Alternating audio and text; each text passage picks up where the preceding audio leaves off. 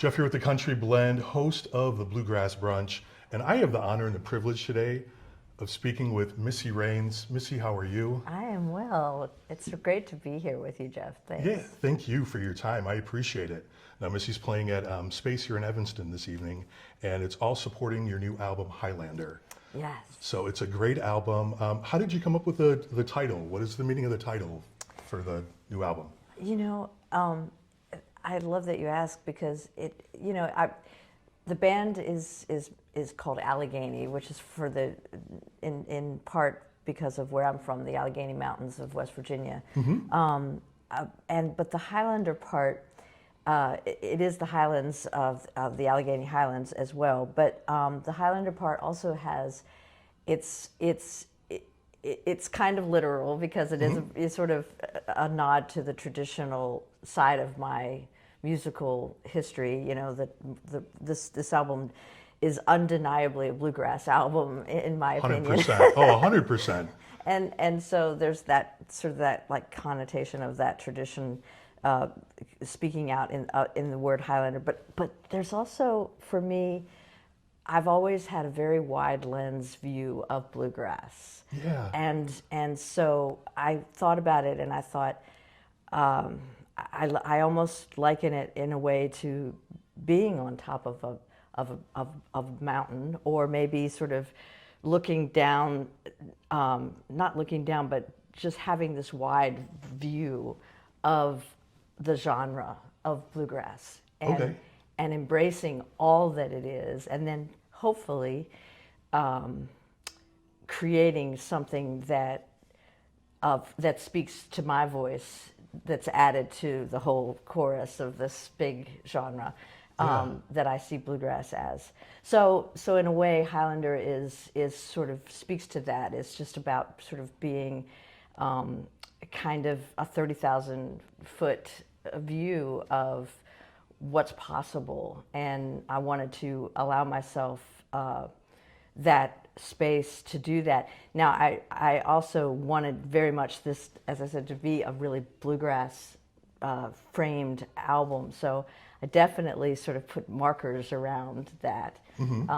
But yeah, the view is definitely like sort of from a nice big place where you can just see all of the stuff. And so I like the view from here. Oh, perfect. And I think everybody else does too. I mean, I heard the album be described as effortlessly bluegrass. Yeah. Which is like a perfect way to say it. Like you said, you wanted it to be almost like that definitive bluegrass album. So if an alien came from outer space and they asked what bluegrass was, I could hand them Highlander, and I think that would work out really well. Well, that's a tall order, but you know, I do appreciate those people seeing it that way. For me, all I want is for it to be my voice heard through it, and if they hopefully they like it. It can only be my voice, because that's the thing. You can't be anything else. So, and honestly, as a woman playing bluegrass, and an older woman, so my influences and my direct influences were different than a lot of like the generations below me right now. And it has taken me a while to figure out what my voice actually is within the bluegrass world, because when I was first being influenced, it was mostly men who were leading the field. There were some amazing standout women, of course, in all of that, but not as many as there are today. So finding that voice as a woman has been a really powerful thing for me to figure out how I can be traditional bluegrass. Okay. Yeah. Yeah, that makes a lot of sense. Now, you talk about women in bluegrass. For the second time, your producer, you worked with Allison Brown on this album. Yeah. And Allison is just like next level. You know, she does so many great and amazing things, not only as a producer, but, you know, as a musician herself. What's it like working with Allison? She's a wrangler, in every great sense of the word. I mean, I love the way she produces, and she's so great she's just such a great musician, but she also always has an idea. But at the same time, she's always very, perfectly in sync with like making sure that the artists that she's working with, that their voice doesn't get lost. Okay. So she's very sensitive to that, and so she may have a tweak or two or a great idea for some like arrangement thing in your song, but she's also very aware of maintaining what is the essence of the artist that she's working with, and so she's just a born producer, born leader. Yeah. Now, when we talk about like some of the newer artists to bluegrass who are up and coming, is there anybody that really sticks out for you? There's so many. I mean, obviously like Molly Tuttle is just catching the world on fire. Yeah. Billy Strings, loving everything about what they're doing. Sierra Hull, Sierra Farrell. And there's just so many folks that are doing really interesting things with bluegrass. But I think that bluegrass is hardly. I don't think it's ever been in a better place, really. It's in no danger of going away anytime soon because of those all of those young people that we just mentioned and tons more. They're playing. I mean, Billy Strings is selling out, huge arenas, basically with a 5-piece bluegrass band, right. and playing like he's doing really great music, but it's not all the bells and whistles with that you would commonly see in a big arena.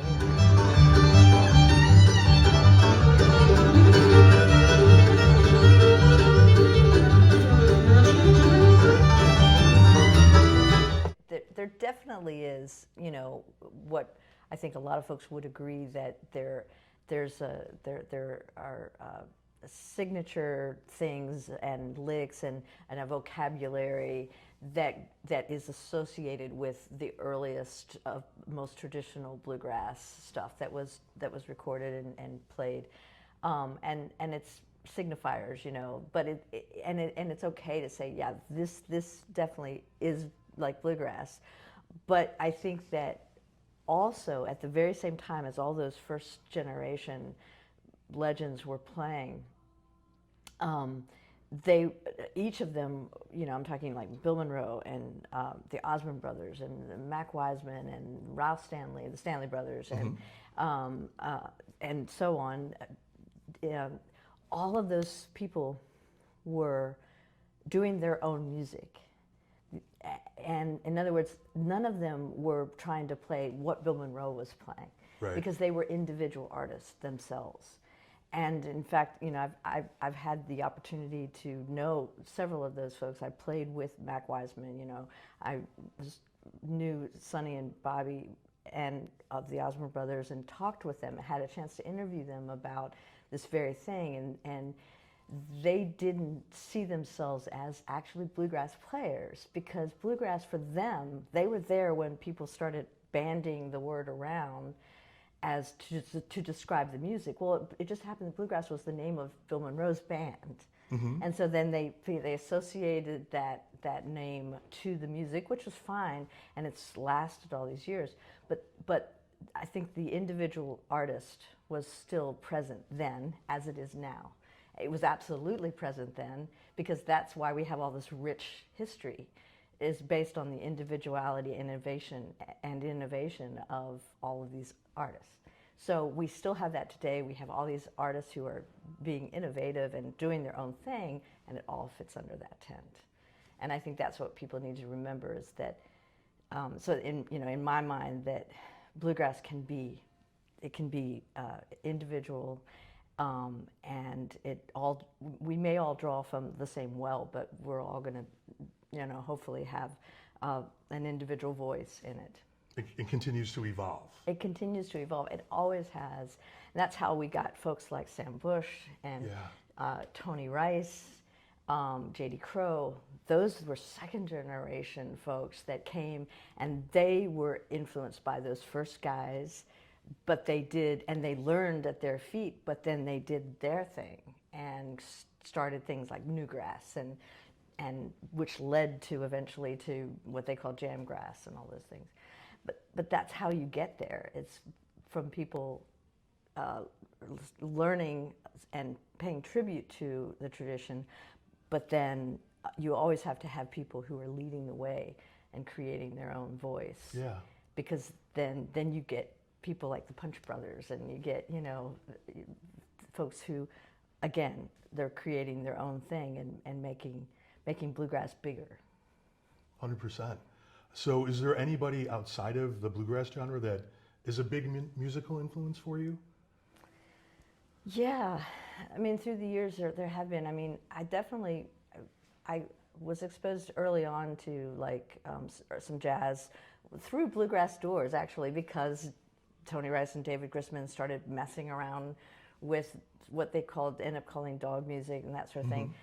Got me into people like Ron Carter and Jim Hall. So there was that early jazz influence, and I loved it. And then I'm a child of like the late 70s and the 80s, so I was really into like the Roaches. Okay. Yeah. And Joe Jackson, and but also Bob Dylan, and gosh, there's so many. And later on, Radiohead.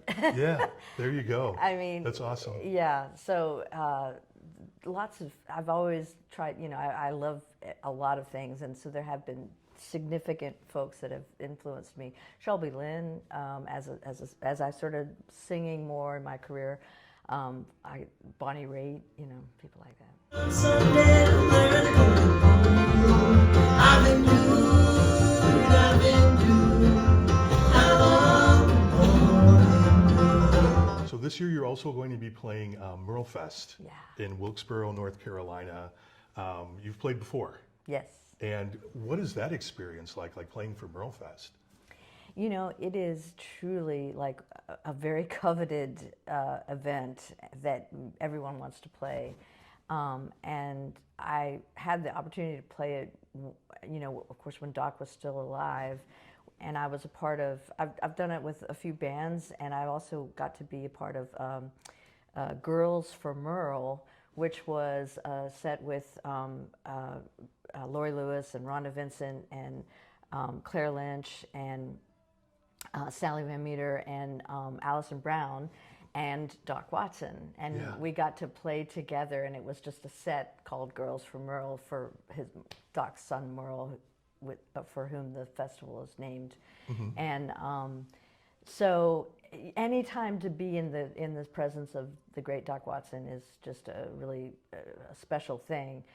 But I think that's one of the things about the festival that's so great, is because it is in honor of this memory, this musical memory, and his son, and so many people come with all the greatest artists come with all this reverence for Doc, and that just is really apparent there.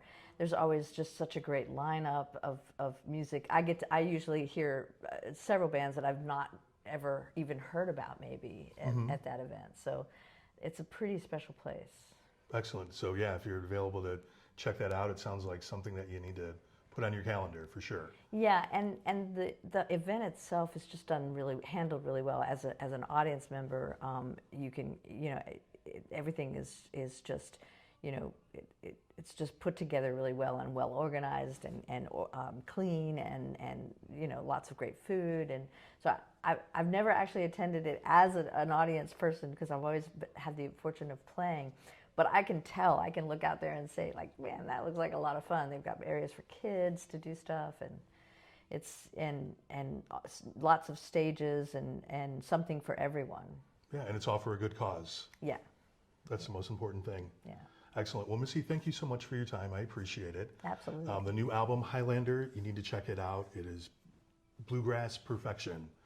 It's amazing. Be sure to check it out. Jeff here with the Country Blend and the Bluegrass Brunch.